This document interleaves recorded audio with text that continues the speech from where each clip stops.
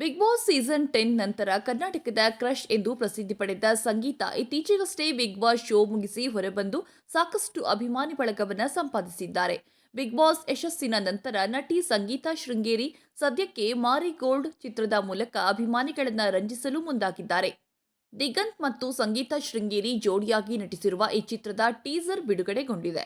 ಈ ಚಿತ್ರಕ್ಕೆ Raghavendra M Naik action cut ಹೇಳಲಿದ್ದು, ಚಿತ್ರವನ್ನ ಆರ್ವಿ ಕ್ರಿಯೇಷನ್ಸ್ ಬ್ಯಾನರ್ನಡಿ ರಘುವರ್ಧನ್ ನಿರ್ಮಾಣ ಮಾಡಲಿದ್ದಾರೆ. ಮಾರಿಗೋಲ್ಡ್ ಚಿನ್ನದ ಬಿಸ್ಕತ್ತು ಮಾರಲು ಹೋದ 4 ಹುಡುಗರ ಕತೆ.